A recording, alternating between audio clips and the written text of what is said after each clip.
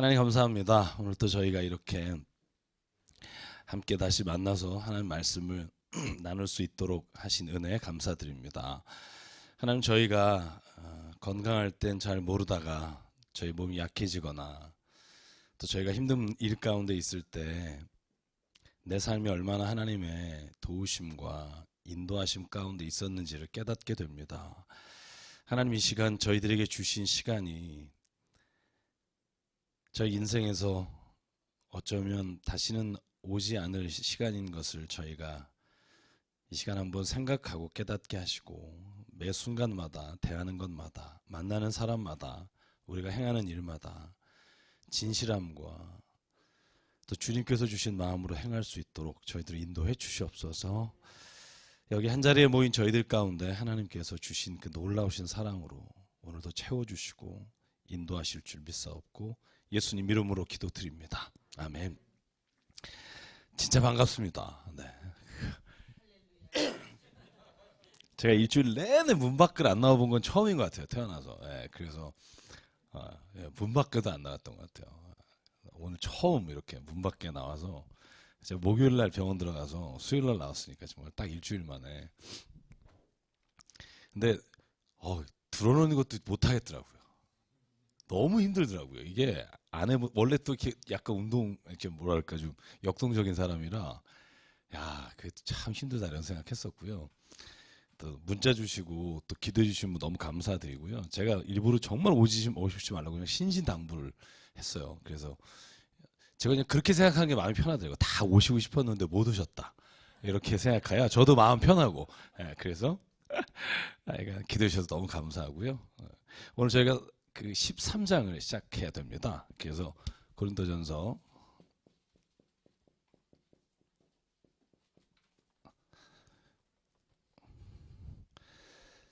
오늘 저희가 시작할 그 고린도전서는 이제 오늘 13장을 하게 됐어요. 지난주에 12장하고 14장하고 그다음에 13장을 뛰어넘었었고요. 그다음에 15장, 16장. 어떻게 보면 고린도전서의 가장 중요한 핵심되는 장을 오늘 다 하게 됩니다. 13장이 사랑장이고 15장이 부활장인데 오늘 그 두 장을 저희가 중점적으로 좀 한번 보려고 합니다.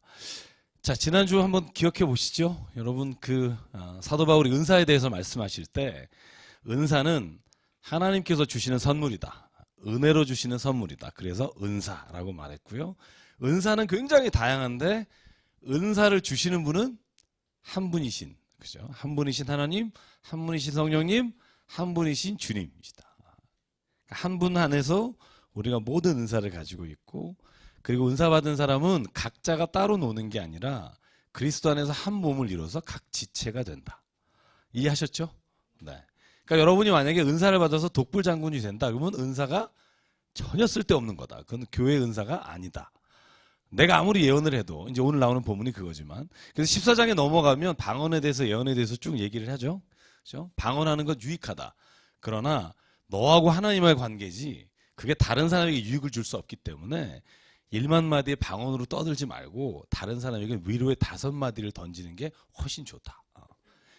그리고 방언보다 예언이 좋다. 왜냐하면 예언이라는 것은 너희가 하나님의 말씀을 누군가에게 권면하며 전하는 것이기 때문에 너희가 예언을 하기에 힘써라. 그런데 중요한 건 뭐냐 하면 예언이나 방언이나 이 모든 은사는 그 자체로서 빛을 발하는 게 아니라 이것보다 더 큰 은사를 사모하지 않으면 이 방언이나 예언이나 다른 모든 은사는 다 보잘것 없어진다. 그게 저희가 12장의 마지막 절, 거기 읽고 다시 13장 넘어갈게요. 자, 29, 30, 31절 읽은 다음에 13장 넘어갈게요. 지금 12장입니다. 같이 읽겠습니다. 시작. 다 사도이겠느냐? 다 선지자이겠느냐? 다 교사이겠느냐? 다 능력을 행하는 자이겠느냐? 다 병 고치는 은사를 가진 자이겠느냐? 다 방언을 말하는 자이겠느냐? 다 통역하는 자이겠느냐? 너희는 더욱 큰 은사를 사모하라. 내가 또한 가장 좋은 길을 너희에게 보이리라. 아멘. 네. 이런 거죠. 내가 지금까지 말한 은사 굉장히 좋은 거다. 근데 이거보다 훨씬 더 큰 은사가 있다. 어떻게 보면 이 한 가지를 받으면 다른 은사를 안 받아도 제가 이렇게 말하는 거 어떻게 생각하지 모르겠지만 저는 된다 이렇게 생각해요. 이 사랑이라는 하나님 주신 은사, 동시에 갈라디아 5장 23절 보면 동시에 열매인 이 사랑을 받으면 다른 모든 것들을 다 뛰어넘는 은사를 가진 것과 마찬가지다. 여러분 생각해 보십시오. 이렇게 사도 바울이 말하는 이유가 뭘까? 여러분 고린도 교회가 가지고 있었던 당면한 문제가 그런 거였다는 거예요. 은사가 너무 그 공동체 안에 많은 거예요. 아볼로파다, 게바파다, 바울파다, 그리스도파다.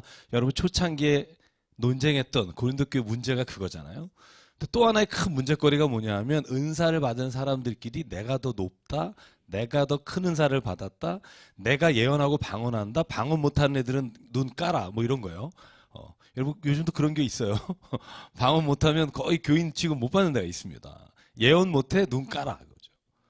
그런 교회가 고린도 교회였다고 볼 수 있어요. 왜냐하면 굳이 이 편지를 통해서 사도 바울이 이 이야기를 굉장히 길게 동안 자그마치 16장 가운데 3장을 이 은사와 사랑에 관해서 할애하는 걸 보면 이 문제가 굉장히 큰 문제였다는 거죠.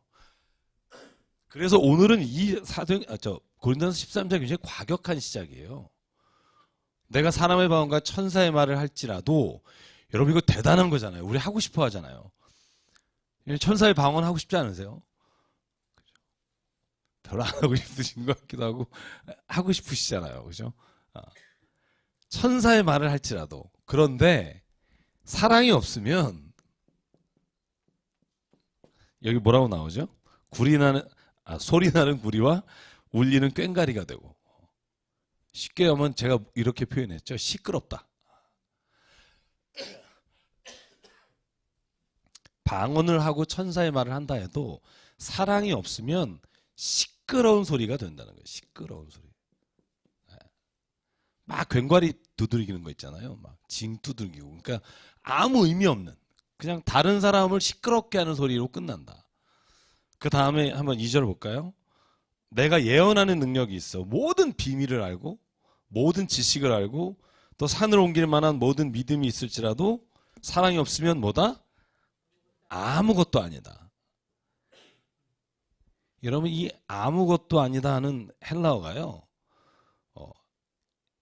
두 단어를 합성한 건데요. 가만히 보면 이런 뜻이에요. 하나도 가치가 없다. 이런 의미를 담고 있어요. 아무것도 아니라는 거예요. 그러니까 예언하는 거 여러분 얼마나 대단해요. 우리가 성경 말씀의 지식을 알고 있는 거 얼마나 대단해요. 그 다음에 비밀을 안다. 여러분 하늘의 비밀을 아는 자가 되기 위해서 신천지 보셨나요? 이번에 CBS 특집을 하고 있는 거. 저도 그거 봤는데요. 월요일날 화요일날. 정말 그 집에서 집 나와서 이 청년 애들이 신천지 안에 들어가서 거기서 세뇌돼서 나와서 엄마한테 사탄이라고 말하고 아줌마라 그러고 그리고 자기는 엄마하고 있었던 25년보다 거기에서 6개월이 더 행복했다고. 저는 그런 모습 보면서 무슨 생각했냐면요. 사람이 세뇌되는 게 참 무섭다. 여러분 우리가 그러면 이해가 안 가잖아요. 근데 이해가 가요. 왜냐하면 북한에 있는 사람 보세요. 그러니까 어떤 분은 저한테 그런 얘기해요. 신천지가 진리가 아니면 왜 사람들이 거기에 그러고 있겠냐는 거예요. 근데 잘 보세요. 그럼 북한이 김일성 주석이나 김정일 혹은 김정은이요 지나가면 여러분 그냥 우리가 생각하는 것처럼 뭐 그냥 뭐 이렇게 안 하면 총살당한다 그래서 막 환호하는 게 아니에요. 진짜 울면서 자기에게 먹을 걸 주시는 아버지가 지나가신다고 이렇게 거의 그 실신하면서 좋아하잖아요. 그러니까 진리이기 때문에 사람이 빠지는 게 아니에요. 이걸 조심하셔야 돼요. 야 거기 그렇게 사람 많은데 사람 많다고 여기 따라다니는 사람이 많다고 해서 그게 옳은 게 아니에요. 잘 생각해 보십시오. 우리 이단이 무서운 게 뭐냐면 논리가 그거예요. 기존의 교회를 향해서 기존의 교회가 잘못됐다는 거예요. 그 목사는 개고, 그죠? 그 아이에게 물어보잖아요. 그럼 이단이 뭐냐? 그 장로교가 이단이라고 그러잖아요. 그 아이가 대답해요. 장로교가 이단이라고. 그렇게 배운 거죠. 사람이 그렇게 배우면 그렇게 자기도 모르게 무의식 가운데 그게 자기가 이렇게 몸에 이렇게 들어오는 거예요. 그래서 제일 무서운 게 뭐냐면 우리가 어떠한 그 공동체 안에 있든지 그 가치관에 의해서 우리가 매몰되거나 자기가 그것에 의해서 아주 그냥 뭐라 그럴까요? 자뻑이라 그러죠. 그렇게 되는 걸 조심해야 돼요. 제가 이렇게 말하는 걸 굉장히 막연하게 들으실 텐데요. 쉽게 말하면 전기철 목사도요. 만에 하나 여러분들이 제가 하는 성경만 옳다 이렇게 생각하시면 그것도 위험한 거예요. 왜냐하면 실은 하나님은 각 사람에게 은사를 주셔서 제가 잘 못 보는 부분을 또 잘 보시는 분이 있어요. 왜 제일 무서운 줄 아세요? 교회가 때로는 교회가 자기가 안에 있으면서 그 안에 잘못된 걸 못 볼 때가 너무 많아요. 실은 그걸 볼 수 있는 눈이 참 힘든 거지만 우리가 그 이너서클 안에 있으면서도 늘 경계선상에 한 번쯤은 서보면서 볼 수 있는 시각이 있어야 합니다. 우리가 이렇게 가는 게 맞나? 여러분 왜 그걸 왜 안 하게 되면 위험하냐면요.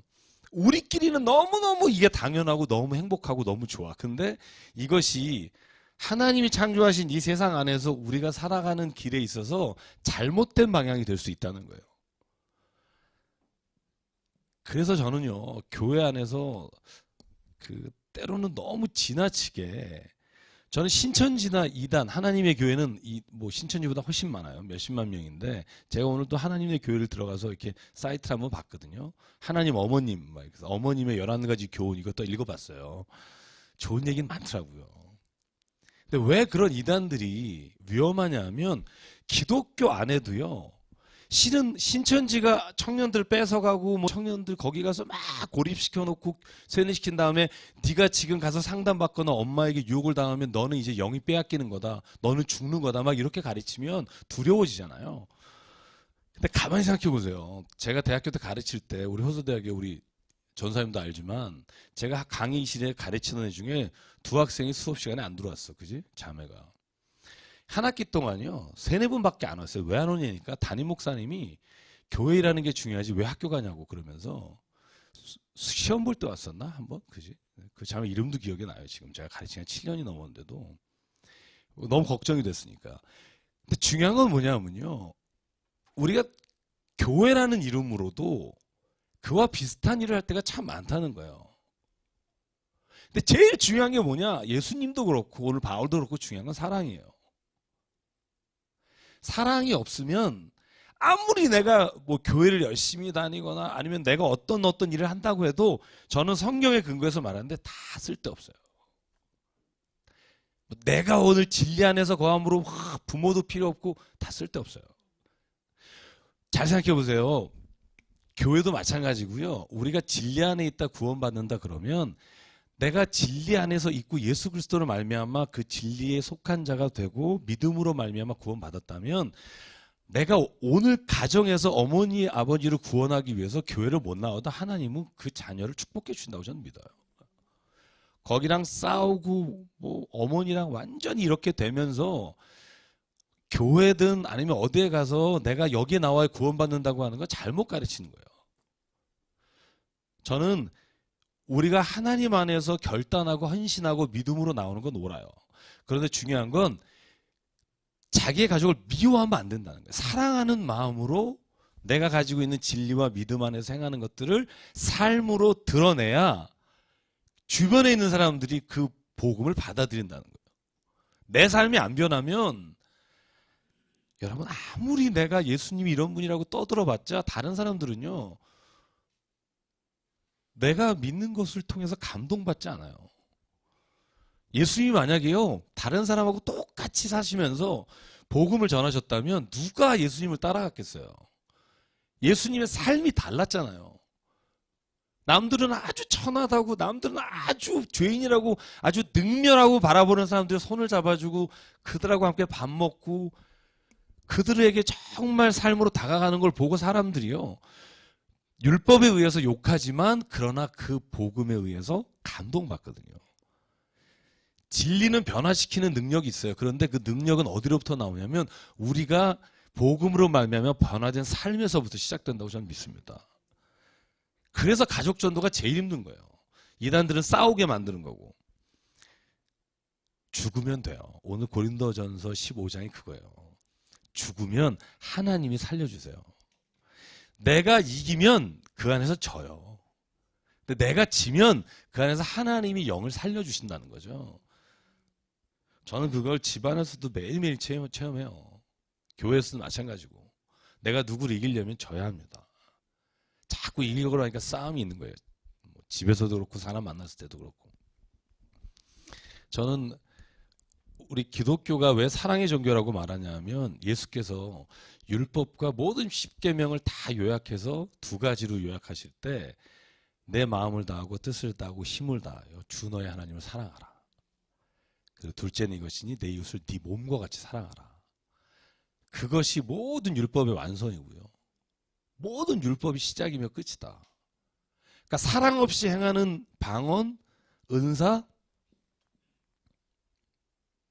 저는 이게 오히려 더 교만하게 만들고 사람이 사람을 차별하게 만들고 사람이 사람을 서로 저주하게 만드는 게 저는 사랑이 없는 것을 시작한다고 봐요. 근데 이게 사도 바울에서 하신 말씀이에요. 3절 볼까요? 한번 더 심각하게 얘기하는 걸 들어보죠. 3절 시작. 내가 내게 있는 모든 것으로 구제하고 또 내 몸을 불사르게 내어줄지라도 사랑이 없으면 내게 아무 유익이 없느니라. 여러분 남한테 구제해요. 도와줘요.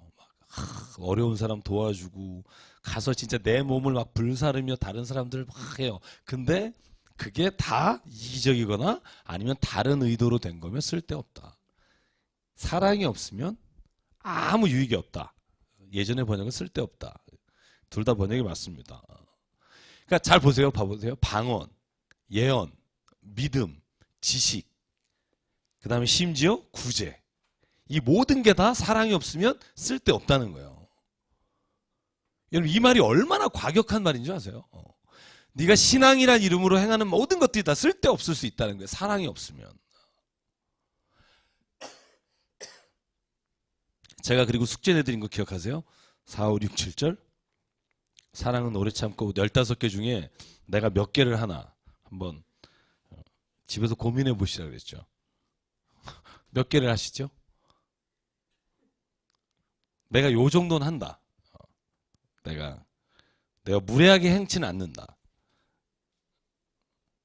아니면 내가 진짜 성질을 않는다. 아니면 내가 모든 걸 견딘다. 자, 한번 투표해 볼게요. 한 5개 이상은 내가 한다. 왜 이러시죠? 5개 이상은 한다. 내가 너무 조금부터 가나요? 10개 이상 한다.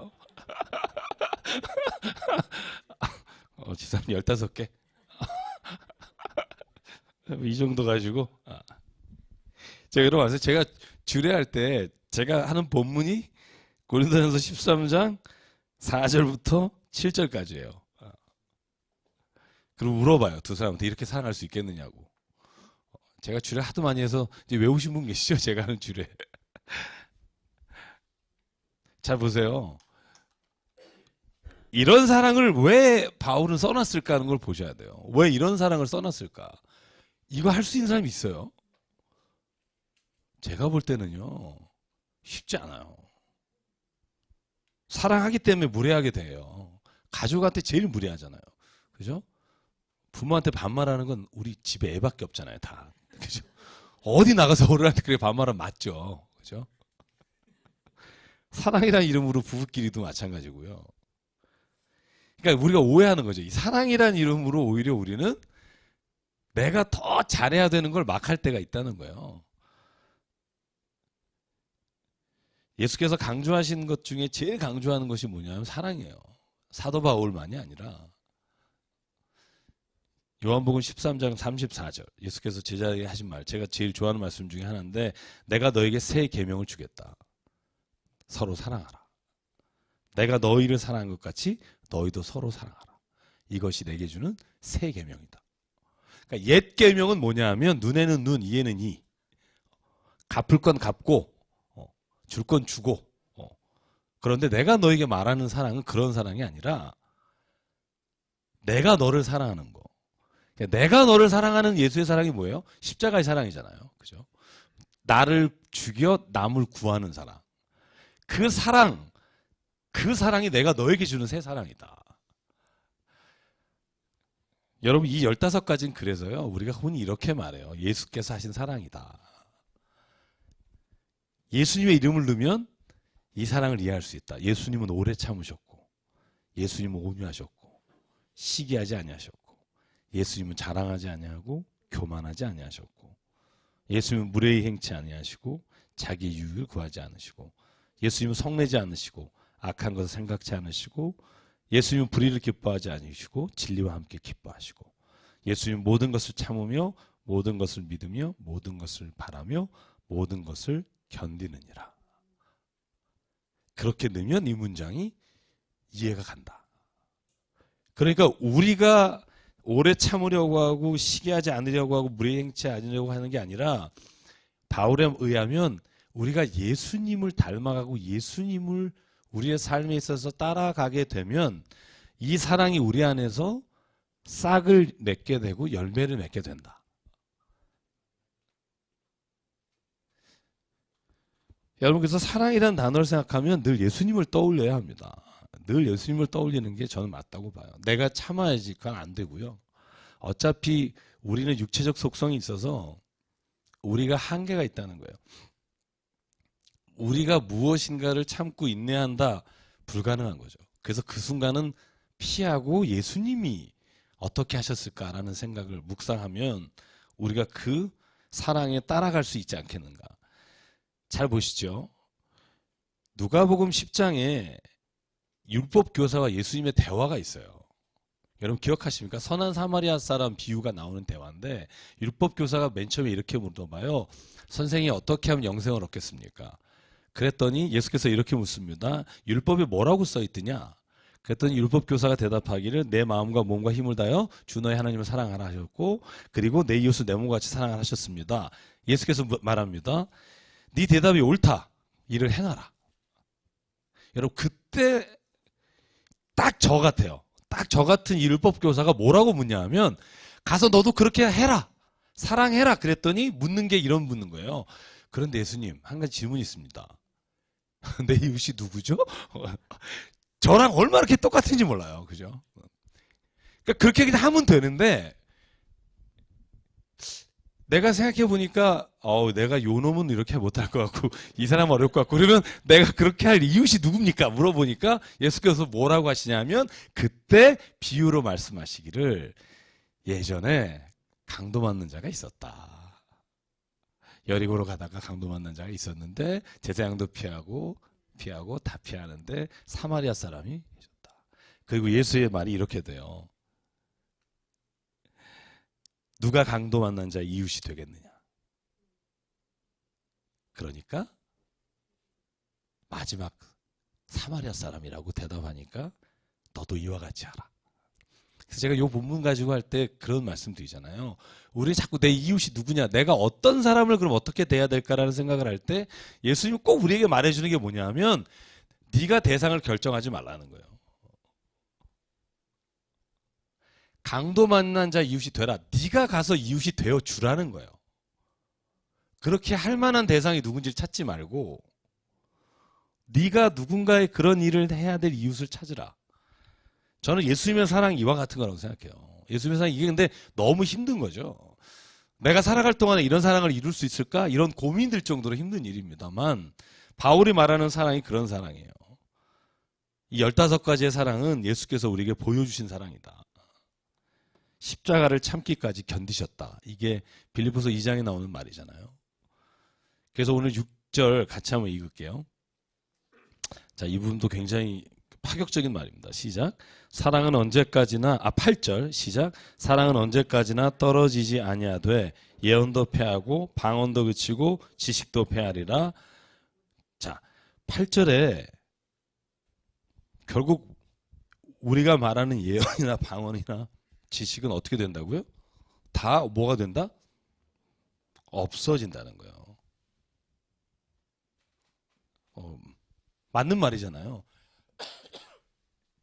우리가 이런 것들을 이 세상에서 막 자랑하지만 결국은 이런 것들이 다 없어질 때가 온다는 거예요. 여기 두 번이나 반복된 단어가 뭔지 아세요? 그때. 그죠? 그때. 지금은 우리가 거울을 보는 것 같이 희미하지만 그때 우리가 얼굴과 얼굴을 대하여 볼 것이요. 그죠? 그리고 또 뭐라고 그래요? 지금은 부분적으로 아나 그때는 주께서 나를 아신 것처럼 내가 온전히 알게 될 것이다. 그때가 언제냐? 주님이 임하실 때. 그죠? 그럼 바꿔 말하면 이런 거예요.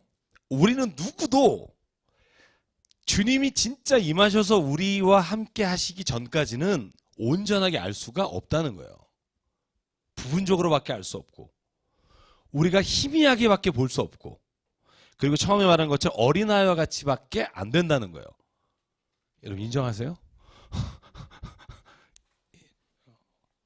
신천지는 안 그래요.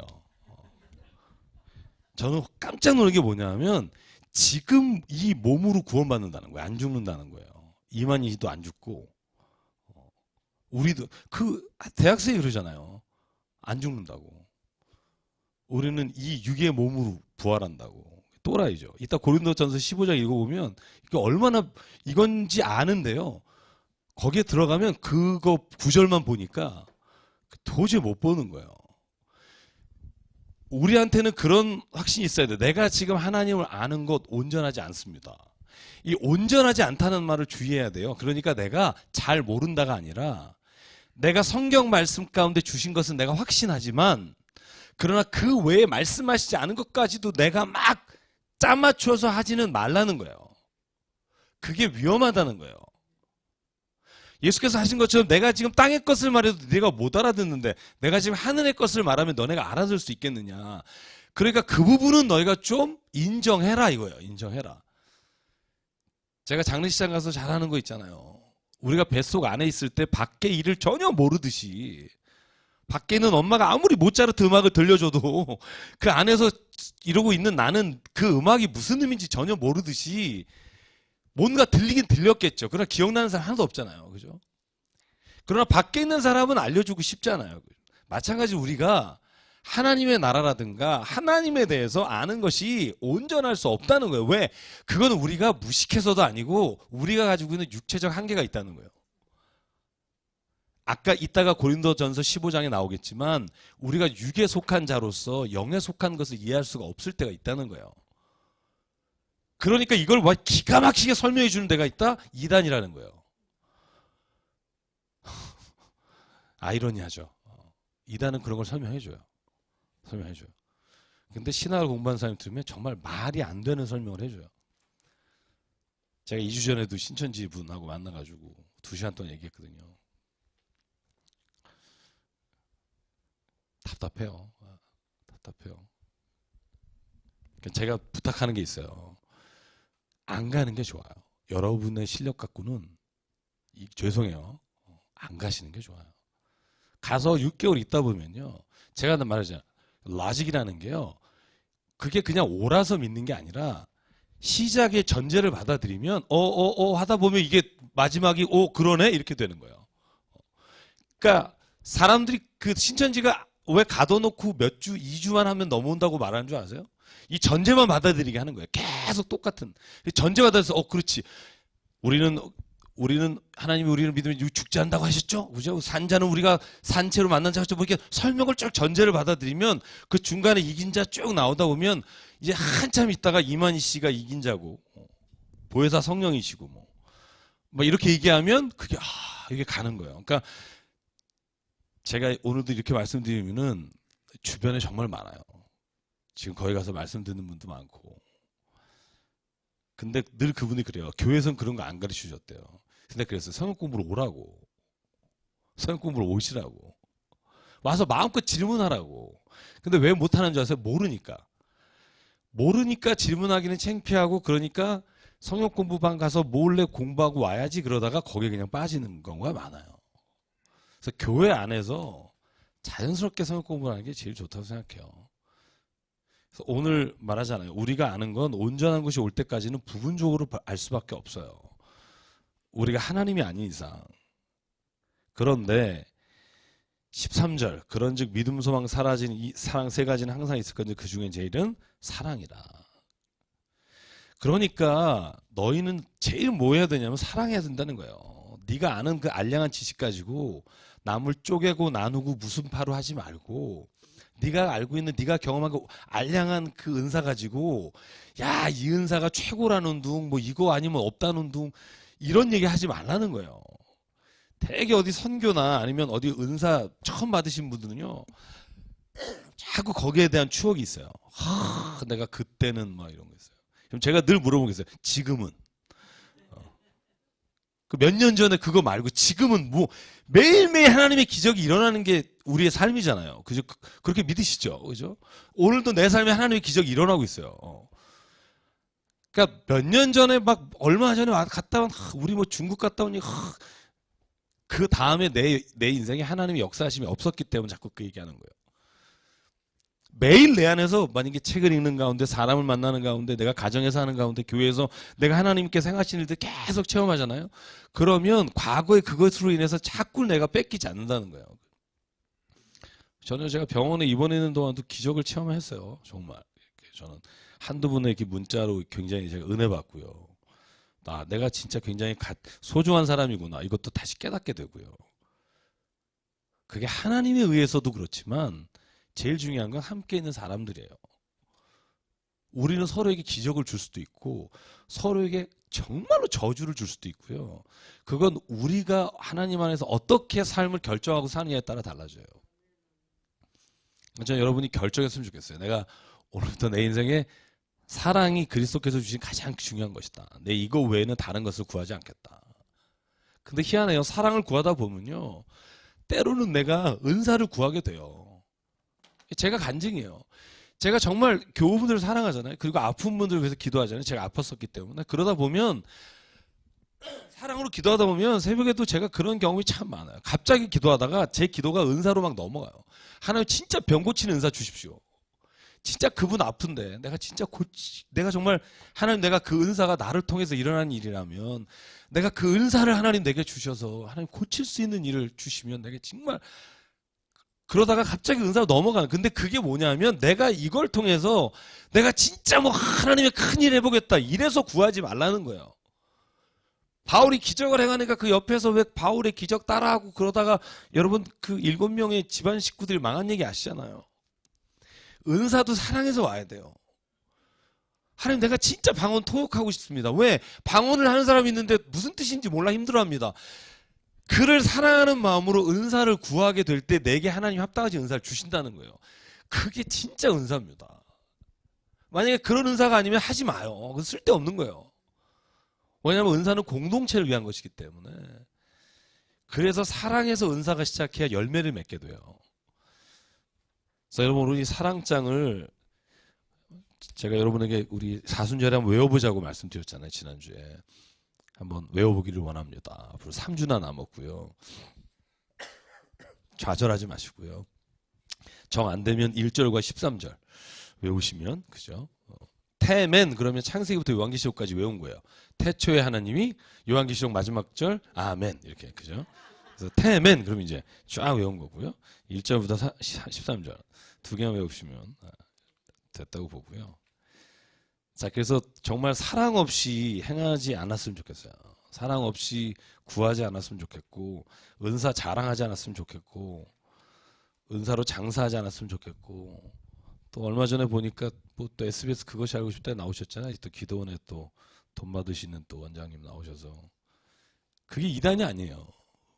다 우리 뭐 어디 교단 안에 있는 교회들도 병 고치려면 돈 가져와라. 그 이단이에요. 저는 그걸 이단이라고 봐요. 그거는 저는요, 뭐 이단하고 구분 질 필요가 없어요. 뭐 얼마 가져오냐? 네 정성대로 된다. 이게 이단이에요. 성경에 그런 게 어딨어요.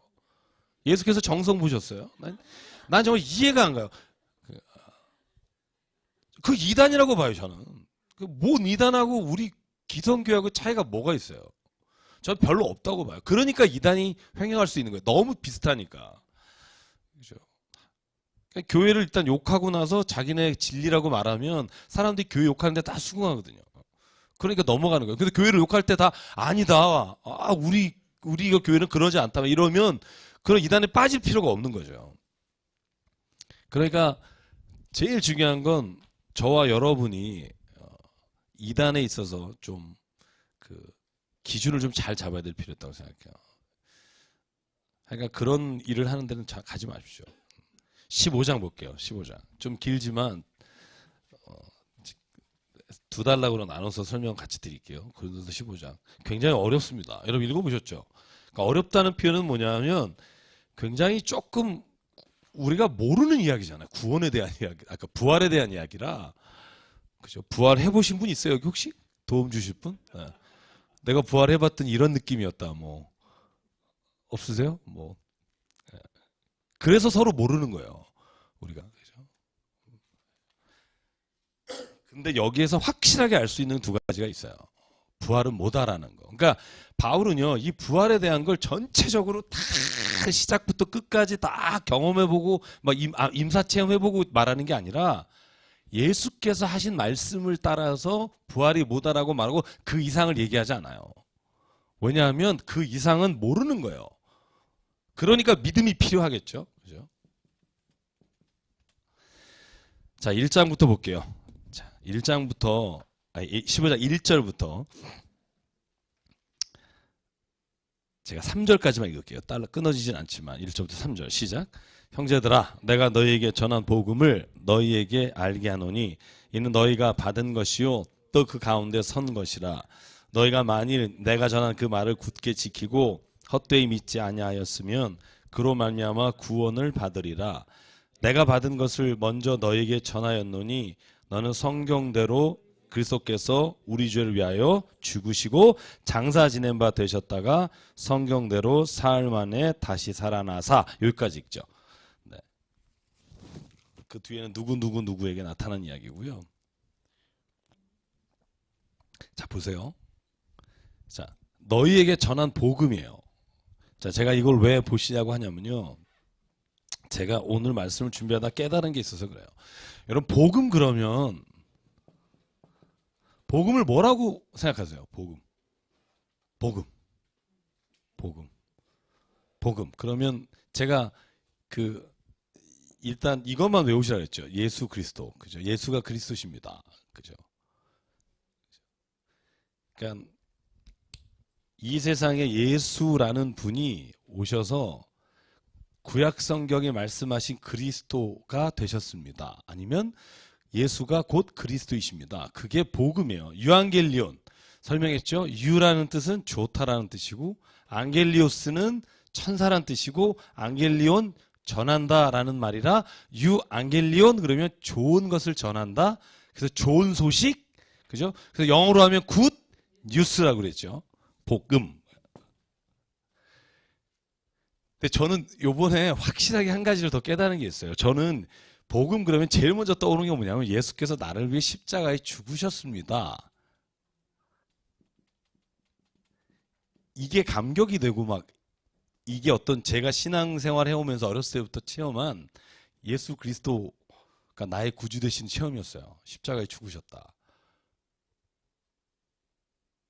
이 얘기를 들으면 내 안에서 나를 위해 십자가에 죽으신 주님에 대한 생각이 떠오르면서 때로는 눈물이 나기도 하고 감격이 되기도 하고. 그런데 오늘 사도 바울은요, 복음이 예수 그리스도신데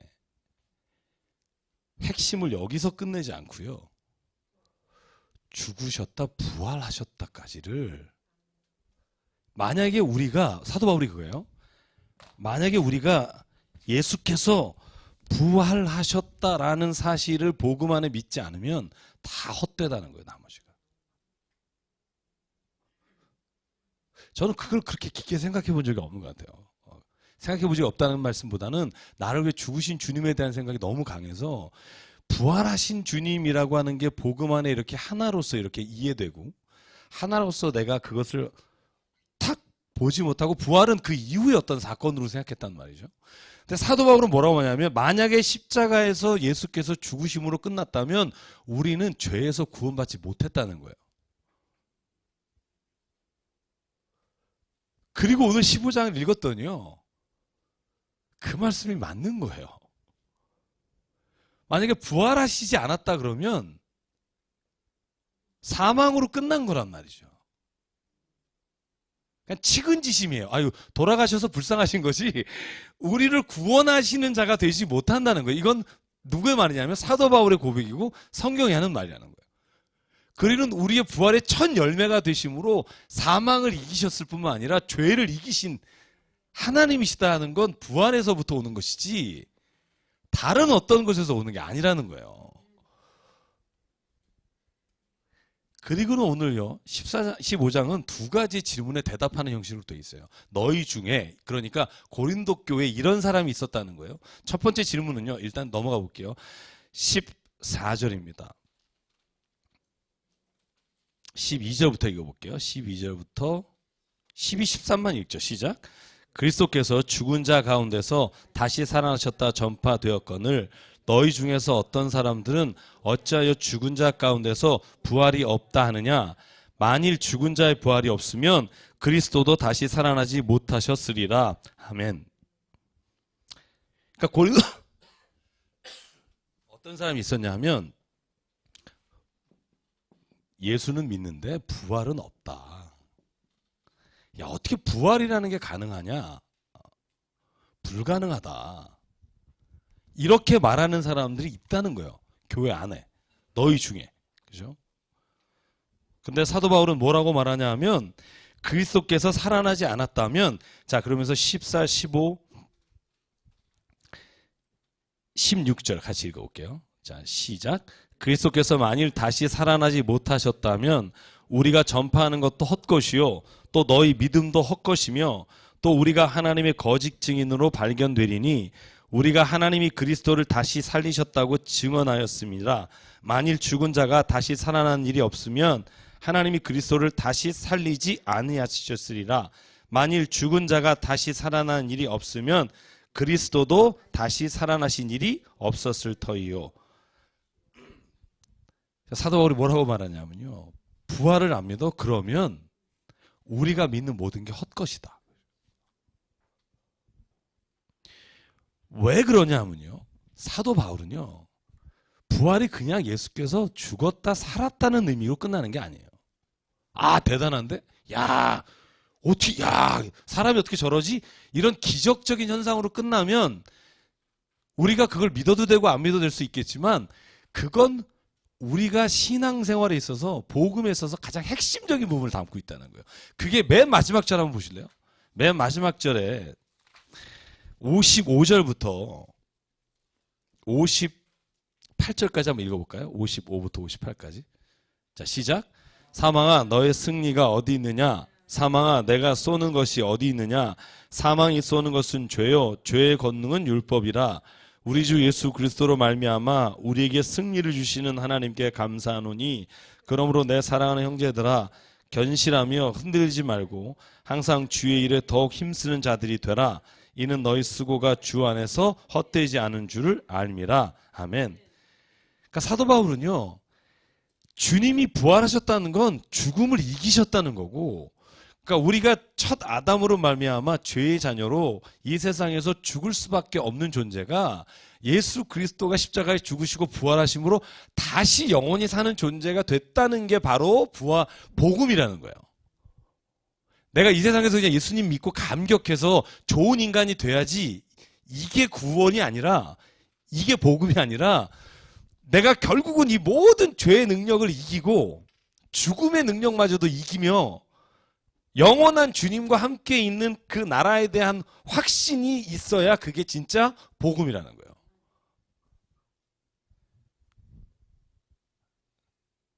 그래서 예수님은 부활하셔야만 하고, 부활하신 것이 어떻게 보면 제자들이 십자가에 죽으신 이야기보다 훨씬 더 많이 나오는 이유가 거기 있어요.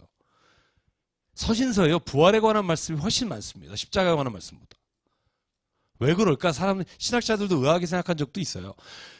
제가 볼 때 근데 부활의 말씀이 너무 많거든요.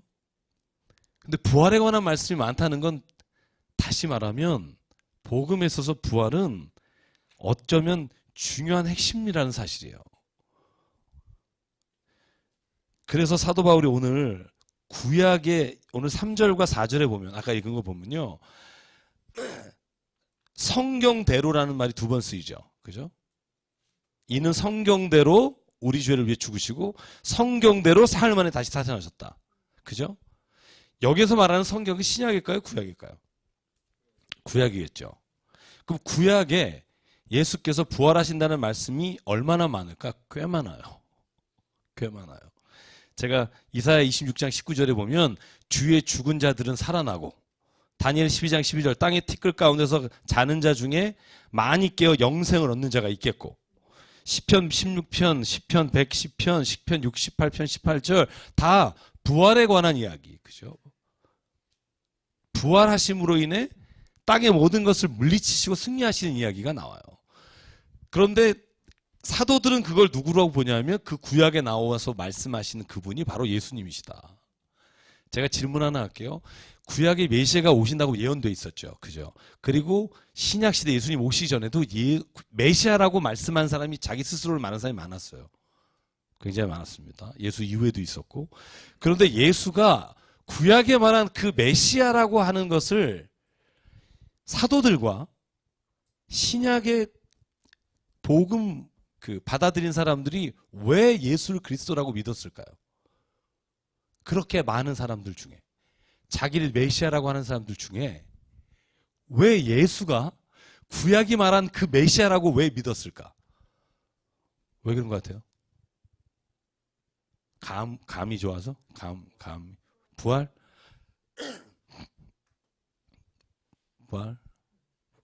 부활이 핵심이죠. 근데 부활보다 그 전에 우리가 봐야 될 건 뭐냐면 예수라는 이름은 아니에요. 왜냐하면 구약의 이름은 안 나오니까. 그러면 예수의 외모도 아니에요. 방법은 딱 하나예요. 사도 바울도 그렇게 유대인 중에 유대인으로 예수 믿는 사람 죽이러 다니다가 예수에게 무릎 꿇은 이유는 딱 하나예요. 그게 뭐냐면 예수가 살아가신 그 삶이 죽음의 길과 십자가와 부활까지의 이 삶 자체가 구약이 메시아로 예언하고 있는 그 예언과 너무나 맞기 때문이에요. 우리 어떤 신학자에 의하면 332가지가 구약에서 예언된 메시아가 성취됐다고 보고요. 보통 우리가 100개 정도를 봐요. 구약에서. 여러분 왜 이사야의 말씀에 보면 53장에 그는 실로 우리의 질고를 주고 우리의 죄를 담당하셔서 뭐 그가 찔림 우리의 허물을 내나며 그가 상함 우리의 죄악을 내남이라 그 말씀이 그죠? 예수께서 고난당하시는 모습으로 이루어졌다고 보고요. 그 다음에 성경 안에 그런 본문들이 한 100개 정도가 예수께서 살아가신 그것이 구약의 메시아에게 일어났다고 예언된 말씀이 이루어졌기 때문에 예수를 메시아라고 믿는 거예요. 그러니까 성경대로 예수께 일어났기 때문에 믿은 거지 예수 자체가 특별한 기적을 했기 때문에 메시아로 믿은 게 아니라는 거예요. 이해가 가세요? 왜냐하면 예수님 당시에도 기적 행하는 사람 많았어요. 그러니까 예수님을 그리스도라고 메시아라고 받아들인 건 기적이나 빵을 줬기 때문이 아니라 구약에 예언된 대로 메시아가 나타나실 거라 예언된 게 예수 안에서 이루어졌다는 거죠. 그래서 바울은요. 그거 아세요? 모든 말을 할 때마다 구약에 예언된 대로. 누가도 마찬가지예요. 사도행전 3장에 왜 성령이 막 일어날 때도 요엘서 2장 38절에 보면서 보라 구약에 예언한 젊은 자는 뭐 할 것이요 늙은이는 예언할 것이며 이런 말씀이 보라 일어났다 이렇게 구약에 약속된 게 일어난 것을 증거하는 이유가 거기에 있는 거예요. 마태복음에 보면 제가 여러분 마태복음에서 말씀드렸잖아요. 마태복음에는 예수께서 이러이러하게 태어날 것이다라고 예언된 것이 그대로 이루어졌기 때문에 뭐 스가랴의 말씀이나 미가서의 말씀이나 그죠? 보라 처녀가 잉태하여 아들을 낳을 것이다부터 시작해서 그 예언된 말씀들의 기록들이 예수 안에서 이루어졌기 때문에 믿었다는 거죠. 그런데 그 예수에게서 일어난 메시아 사건 중 예언 중에 가장 중요한 대목이 뭐냐면 부활이라는 거예요. 모든 죽은 것들을 다시 살리시고 모든 황망한 것들을 다시 회복시키시는 하나님의 역사는 메시아의 역사는 부활하심으로 완성된다는 거예요. 그것이 바울의 믿음이고요. 그리고 우리가 믿고 있는 기독교 신앙의 핵심이라는 거죠. 그래서 사도 바울은요. 14, 15, 16절에 18, 19절까지 쭉 연결되는 게 뭐냐면 만약에 그리스도께서 부활하지 않았다면 우리가 어떨까라는 거를 집중적으로 얘기하는 게 그 부분이에요. 자, 16, 17, 18도 또 반복해요. 제가 17, 18, 19 같이 읽어볼까요? 시작. 그리스도께서 다시 살아나신 일이 없으면 너희의 믿음도 헛되고 너희가 여전히 죄 가운데 있을 것이요 또한 그리스도 안에서 잠자는 자도 망하였으리니 만일 그리스도 안에서 우리가 바라는 것이 다만 이 세상의 삶뿐이면 모든 사람 가운데 우리가 더욱 불쌍한 자이리라. 그러나 이제 그리스도께서 죽은 자 가운데서 다시 살아나사 잠자는 자들의 첫 열매가 되셨도다. 아멘. 사실 부활은요, 우리가 어떠한 형태로 부활이 되는지에 대해서 아는 사람은 없어요. 사도 바울도 그거에 대해서 우리에게 어떠한 형태로 된다라고 말하지 않아요. 그래서 제가 뒤에는 좀 스킵하고요. 좀 이따 보고, 그래서 이제 부활이 그렇게 중요하다 말하니까 고린도 교회에 있는 사람들 가운데 이런 질문이 있는 거예요. 그러면 어떻게 부활이 임하고 그리고 부활은 어떤 몸으로 오는가? 35절이에요. 이렇게 묻는 사람이 있다는 거예요. 자, 볼게요. 35절 같이 읽죠. 시작. 누가 묻기를 죽은 자들이 어떻게 다시 살아나며 어떠한 몸으로 오느냐 하리니. 그죠? 자, 여기까지만 읽어보죠. 그러면 여러분 이 질문 우리도 들잖아요. 야, 어떻게 다시 사냐? 야, 어떻게 어떤 몸으로 우리가 부활되느냐? 이만희처럼 육신으로 부활하느냐? 하늘나라가 온다는 거죠. 그래서 여기서 우리는 이만희 14만 4천이 채워지면 그냥 이대로 영원히 사는 거예요. 그래서 거기는 그래도 괜찮아요. 이만희 씨 죽으면 거기는 그래도 끝날 확률이 커요. 네. 그죠. 거기는 끝날 확률이 굉장히 커요. 다른 데는 영적으로만 해석할 가능성이 많은데 여기는 이제 그런 게 없기 때문에. 잘 보세요. 그러면 어떻게 다시 사느냐? 그때 사도 바울의 설명이 뭐냐면요. 그 뒤에 보실래요? 자, 어리석은 자요. 네가 뿌리는 씨가 죽지 않으면 살아나지 못하겠다. 또 네가 뿌리는 것은 장래 형체를 뿌리는 것이 아니요 다만 밀이나 다른 것의 알맹이뿐이로되 하나님 그 뜻대로 그의 형체를 주시되 그 종자에게 그 형체를 주시느니라. 자, 여기 보시죠. 무슨 말인지 읽으면서도 헷갈리시죠? 자, 보세요. 우리가 사도 바울이 예를 드는 거예요. 예를. 사과나무를 키우려면 뭘 심어요? 사과나무 씨를 뿌리잖아요. 그죠? 자, 씨를 뿌렸어요. 자, 이 씨가 사과나무가 될 거라는 걸 아는 사람은 뿌리고 물 주는 사람만 아는 거죠. 그죠?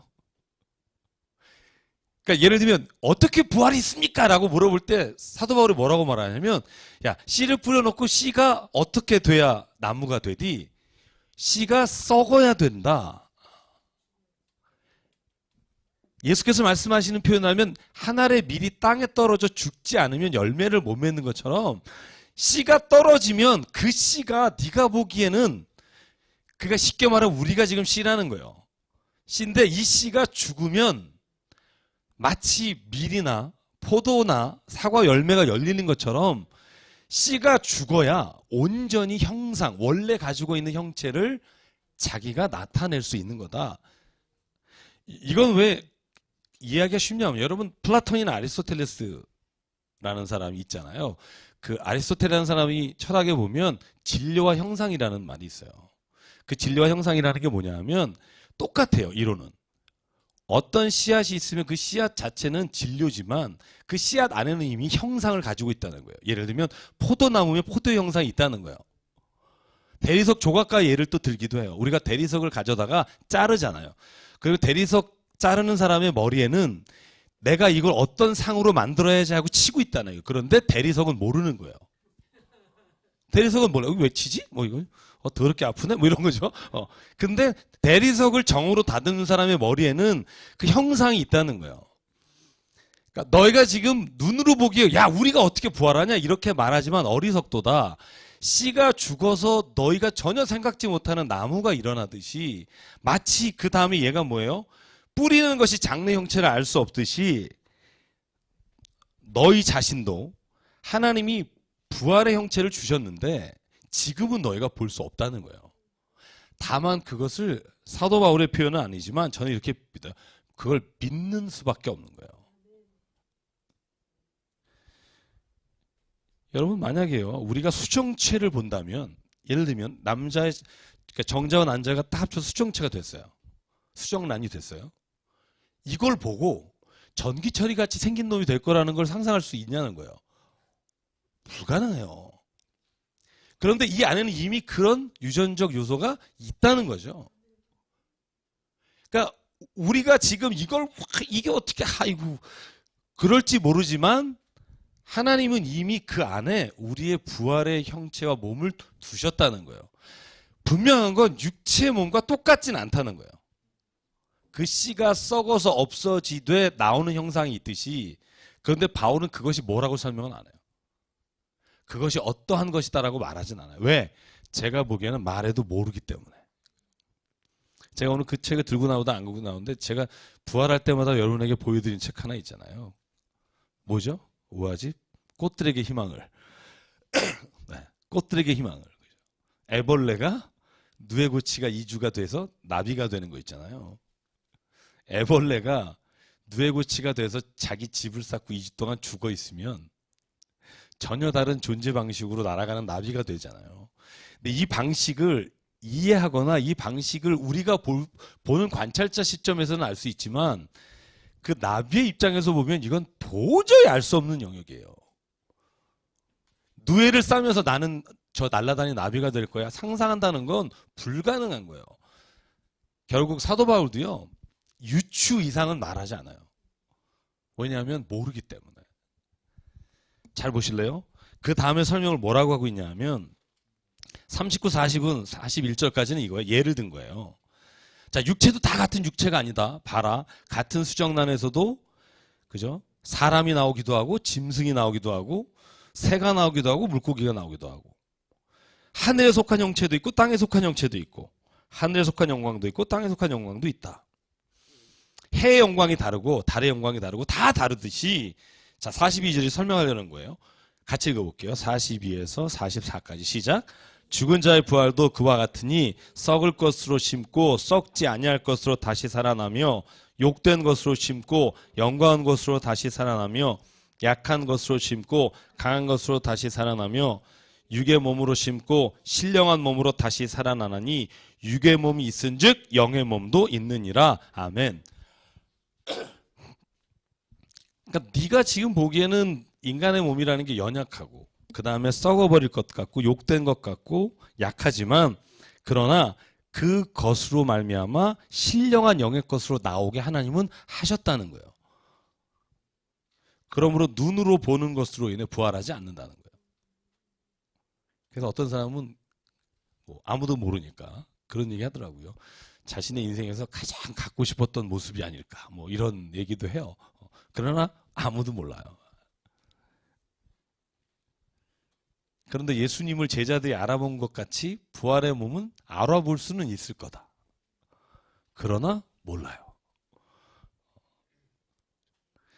그래서 45절, 6절, 7절 쭉 말하기를 뭐냐면 그래서 첫 아담이 첫 사람이 땅에 와서 죽게 되었다는 거죠. 흙에 속한 자였으나 둘째 사람 47절 하늘에서 나셨느니라.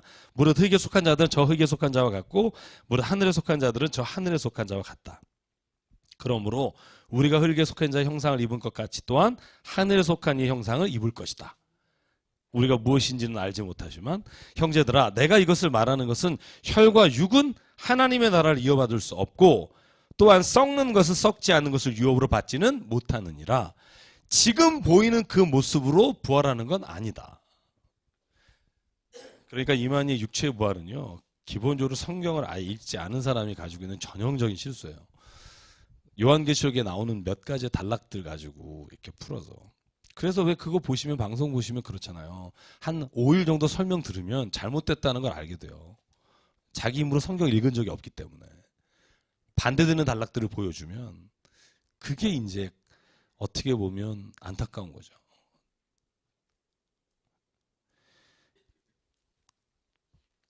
자, 그래서 부활의 몸은 지금 보이는 육체와는 다르지만 그러나 그 하늘에 속한 형상을 우리가 무엇이라고 딱 말할 수는 없다는 거예요. 자, 그러면 우리가 보지 않았던 앞부분만 잠깐 볼까요? 자, 6절부터 제가 안 봤던 게 뭐냐면 사도 바울이 자기가 부활의 주님을 만났다는 증언을 해요. 그죠? 8절에 보면, 그죠? 그 부활의 주님이 내게 나타나 주셨다. 만나 주셨다.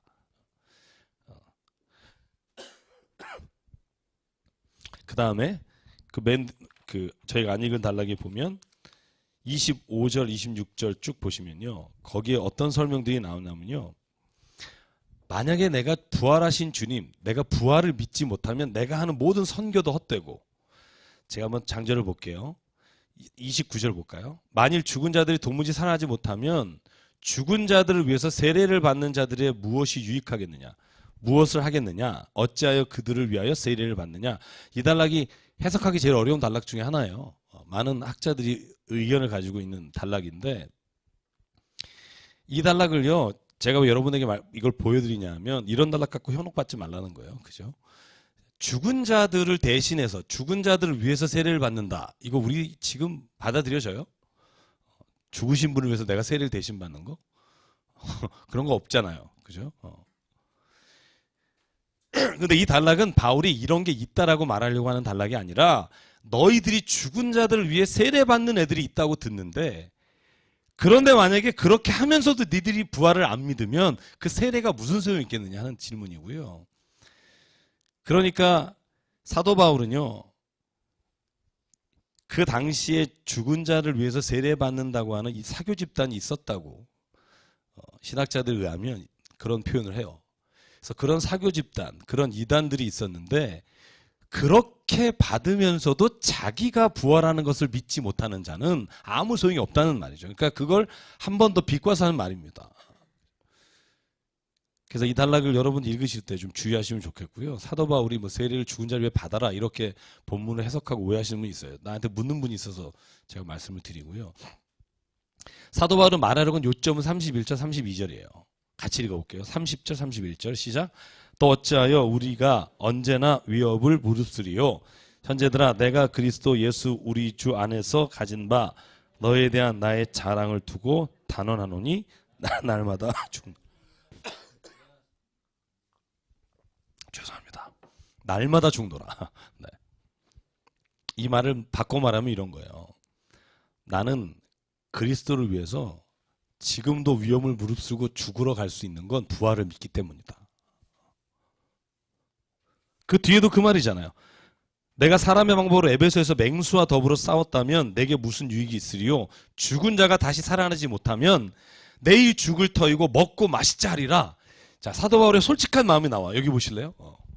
만약에 부활이 없다면 나 에베소 교회 가서 전도하다가 그렇게 어려운 일을 당하고 죽임을 당하고 도망가잖아요. 더메드리오라고 하는 사람이 우상 만드는 사람이 막 죽이려고 할 때 피신 가잖아요. 사도행전 19장 20장에 보면. 그죠? 사도 바울이 에베소 도망가는 장면이 있어요. 근데 내가 왜 지금 그 일을 하고 있냐 하면 나는 부활을 믿기 때문이고, 만약에 내가 이걸 안 믿는다면 나 이거 안 하고 지금 뭐 하냐면 지금 나는 마시고 놀 거다. 왜 이렇게 시간을 낭비하니? 내가 만약에 부활을 믿지 않는다면 내가 지금 이 고난과 모든 역경을 이기고 이 말씀을 전하는 것은 나는 그리스도께서 부활하신 것처럼 우리 모든 자가 부활하는 것을 믿기 때문이다. 여러분, 이 믿음이 저에게 있기를 원합니다. 아무리 우리가 세상을 살아가면서 그렇게 가능하지? 라는 질문이 들 수가 있지만 사도 바울은 그 질문에 대해서 이렇게 답합니다. 어떻게 가능하지? 라고 물을 수는 있으나 그러나 우리는 그것이 가능하다고 믿는 게 믿음이다. 근데 사도 바울은요, 또 이걸 또 혼돈하시면 안 돼요. 부활하니까, 어차피 부활하니까 이 세상에서 우리가 세상의 일을 하고 사는 게 무슨 의미가 있느냐? 이렇게 묻는 사람에게는 또 뭐라고 대답해요? 여러분, 로마서나 빌립보서에 보면 뭐라고 대답해요? 야, 이 땅에서 그럼 뭐 일하고 수고하는 게 뭐가 중요하냐? 그때 당당하게 말하죠. 뭐라 그래요? 왜 우리가 이 세상에서 주님과 함께 살아야 돼요? 죽음을 기다리지 않고, 목을 따지 않고, 그죠? 뭘 위해서? 그죠? 제일 중요한 건 복음을 위해서고, 또 하나는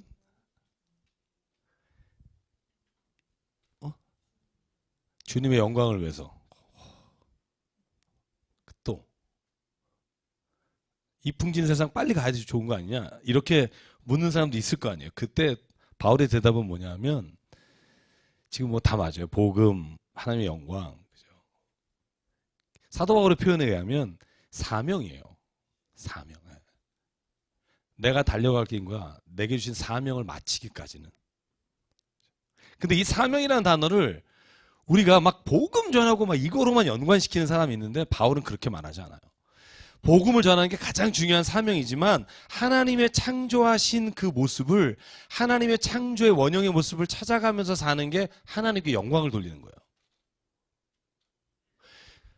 그러니까 왜 이 세상에 썩어갈 것과 불의와 탐욕과 욕심과 정욕을 위해서 사는 것이 아니라 하나님께서 주신 사랑과 화평과 기쁨과 이 원래의 모습을 찾아가면서 우리가 하나님을 따라가 살아가는 게 하나님의 영광을 드리는 것이고, 그게 우리가 믿는 자로서 살아가야 될 것이에요. 여러분 그런 믿음 있으십니까? 내가 가는 곳에 막 진짜 불의와 그죠? 악한 것이 사라지고 내가 가는 곳이 하나님이 원래 창조하신 그 선한 것도 이루어지는 곳이 되고 막 그런 역사가 나를 통해서 막 일어나고 막 이런 거 믿으세요? 뭐 얼굴을 보니까 더 나빠지지만 않으면 좋겠다 뭐 이런 그런데 네. 그죠? 사명 그죠?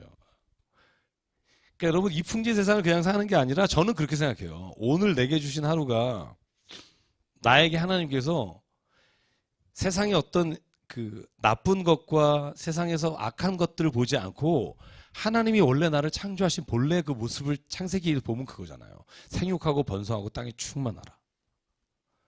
땅에 있는 모든 것을 이름을 붙이고 땅에 있는 모든 것들을 다스려 지켜라. 실은 그게 원래 우리에게 창조해 주신 명령이에요.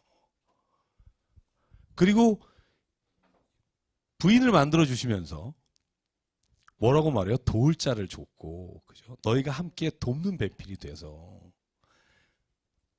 그러니까 원래 주신 이 가족이나 원래 주신 관계는 굉장히 우리에게 주신 좋은 거란 말이죠.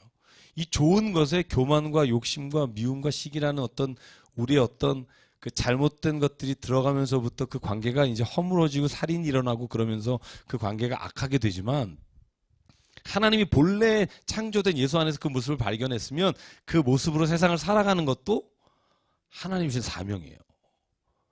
그래서 저는 그렇게 생각해요. 잘 사는 것도 사명입니다. 그러니까 잘 산다 그러면 자꾸 부자 생각하지 마시고요. 주님 말씀을 따라 사는 것도 사명이에요. 내가 오늘 행복하게 사는 거 사명입니다.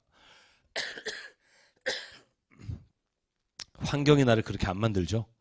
그죠? 자꾸 시험 들게 하고, 그죠? 그럴 때 우리가 딱 가서 그곳을 하나님의 창조의 모습으로 바꿔야 돼요. 아, 그게 우리의 사명이에요.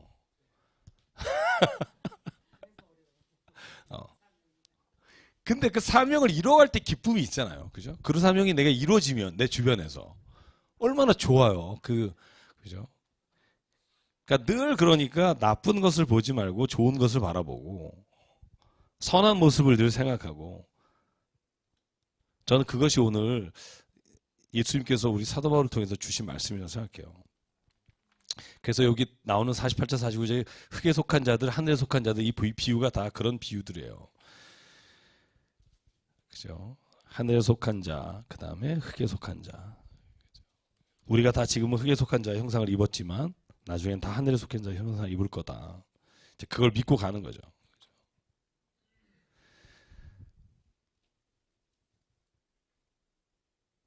자, 그래서 52절만 읽고 마칠게요. 52절. 제가 이 부분만 좀 나누고 마칠게요. 시작. 나팔 소리가 나매 죽은 자들이 썩지 아니할 것으로 다시 살아나고 우리도 변화되리라. 아멘.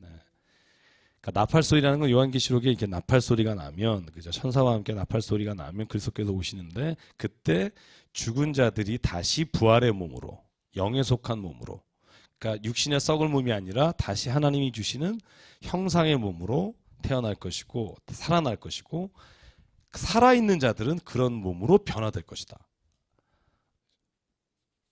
경험을 안 해봤기 때문에 모르죠. 네. 제가 그 영화 하나 있어요. Remaining이라는 영화 있어요. 남은 자들. 우리나라에 번역이 안 되고 우리나라에 안 나왔는데, 그 영화를 보면 요한계시록을 만든 영화예요. 근데 진짜 CG를 잘 만들었어요. 그리고 결혼식장에서 막 결혼식을 해요. 결혼식을 이렇게 막 하고 있는데 그때 첫 번째 나팔이 울리면서 신부 아버지 어머니는 다, 그러니까 보통 저는 이렇게 생각했어요. 연자맷돌을 돌리다가 왜 한 사람은 가고 한 사람 남겠네 뭐 이런 말 하잖아요. 이제 저는 그걸 남아있는 사람은 이렇게 살아있고 가겠네 하는 사람은 몸이 가는 줄 알았어요. 근데 그 영화에서 어떻게 표현하냐면 그냥 그 상태로 그냥 싹 죽어요. 근데 그 사람이 부활한 사람이에요. 휴거한 사람이에요. 살아있는 사람끼리 물어봐요. 우리 왜 여기 있지? 이렇게 물어봐요. 난 교회도 다녔는데 뭐 이러면서 그렇게 시작이 돼요. 그러면서 뭐 그 왜 두 번째 나팔이 울면 뭐 누가 나타나서 뭐 검은 말 흰말 나타나서 왜 그런 사람 죽이고 하는 거 있잖아요. 뭐 그런 걸 만든 건데 저는 그래서 그때 한번 제가 그 영화 보면서 쇼킹한 장면이 그거였어요. 저렇게 부활하고 이렇게 몸이 날아간다고 생각했는데 그 영화에서는 그 몸이 팍 죽어요. 갑자기 휴거된 사람들은. 그래서 그리고 이 본문을 봤더니 육의 몸으로 부활하는 게 아니라 육의 몸은 썼고 영의 몸으로 부활한다. 그래서 야 그걸 그렇게 영화를 만들었구나 하는 생각이 들었었어요. 그래서 저희는 예수께서 죄를 이기시고 십자가에서 부활하셨기 때문에 그 부활로 말미암아 사망을 승리하는 자가 되는 거다. 우리에게 그런 믿음이 있었으면 좋겠고요. 네. 그래서 마지막 16장 저희가 하고 오늘 마치도록 하겠습니다. 네. 16장은 짧습니다. 저희가 길게 뭐 살필 필요는 없고요. 자, 16장은 인사이지만 로마서처럼 사람만 쭉 열거하지 않았고요. 자, 1절부터 4절에 보면 연보에 대해서 말합니다. 연보. 여기에서 말하는 연보라는 건 헌금과는 조금 다른 의미인데요. 기부금 뭐 이런 의미이기도 합니다만 여러분 잘 아시죠? 예루살렘 교회가 기근으로 힘들어요. 그리고 가난한 사람이 많아요. 그래서 예루살렘 교회를 위해서 3절에 보면 너희들이 매주 첫날에 헌금을 모아다가 내가 갈 때 너희가 인정한 사람들 편으로 해서 보내자. 그래서 사도 바울은요. 어느 지역에 가든지 그 지역의 사람들에게 헌금과 기부를 받아서 가난한 자들을 위해서 가난한 교회를 위해서 섬겼습니다. 로마서 15장 16절에 이렇게 되어 있어요. 예루살렘 성도 중에 가난한 자들을 위해 헌금하라. 초대교회 대부분의 헌금은 가난한 자들을 위한 거예요. 과부와 고아를 위한 거. 그 다음에 5절부터 7절에 보면 바울은 고린도 교회에 머물고 싶어 합니다. 그래서 사실 BC 57년경에 보면 3개월 동안 고린도 교회에 머물면서 쓴 게 로마서라고 되어 있어요. 제가 로마서 여러분들과 같이 나눌 때 그 말씀 드렸고요. 8절부터 12절에 보면 사도 바울이 자기의 사정과 디모데와 아볼로 이야기를 하는데요. 8절에 보면 이렇게 되어 있어요. 나는 오순절까지 에베소에 머물려 함은 거기에서 나를 대적하는 자가 많다. 아까 말씀드린 사도행전 19장 20장에 보면 나오고요. 그래서 먼저 디모데를 보내요. 사도행전 19장 22절에 보면 먼저 마게도냐로 디모데와 에라스도를 보냅니다. 그리고 나서 이 편지를 쓰면서 물어보는 거예요. 디모데가 이제 너에게 갈 거다. 너에게 가면 너희는 조심해서 그를 두려움 없이 너희 가운데 있게 하라. 그는 그도 나와 함께 주의 일에 힘쓰는 자다. 멸시하지 말고 평안히 보내라. 그렇게 권면하고요. 그리고 12절 아볼로를 너네가 원하느냐? 내가 그곳에 가라고 권면했으나 그가 지금 갈 뜻이 없고 시간이 나면 기회가 되면 가려고 할 것이다. 이런 아볼로 그죠? 잘 아시죠? 아볼로? 네. 왜냐하면 1장에 보면 아볼로파냐 게바파냐 그래서 굉장히 고린도 교회에 영향을 주고 있던 사람이라는 걸 알 수 있고요. 13절 14절 같이 읽어볼게요. 시작. 깨어 믿음에 굳게 서서 남자답게 강건하라. 너희 모든 일을 사랑으로 행하라. 그래서 사도 바울이 고린도 교회에 부탁하는 거예요. 강건해라. 확신을 가져라. 굳게 서라. 그리고 모든 일을 어떻게 하라? 사랑으로 행하라. 13장을 생각하셔야 돼요. 사랑으로. 22절, 23절, 24절 같이 읽어볼까요? 시작. 만일 누구든지 주를 사랑하지 아니하면 저주를 받을지어다. 우리 주여 오시옵소서. 주 예수 그리스도의 은혜가 너희와 함께하고 나의 사랑이 그리스도 예수 안에서 너희 무리와 함께할지어다. 아멘. 그러니까 사도 바울이 부탁하는 건 그거예요. 사랑해라. 그거예요. 주님을 사랑하고 이웃을 사랑하고 사랑으로 행하면 너희가 말한 그 모든 문제들이 하나님 안에서 다 해결이 될 거다. 그 뒤에 있는 건 모두 사람에 대한 이름이고요. 여러분이 다 아시는 거라고 생각해서요. 자, 16장. 혹시 16장 읽으시면서 질문 있으세요?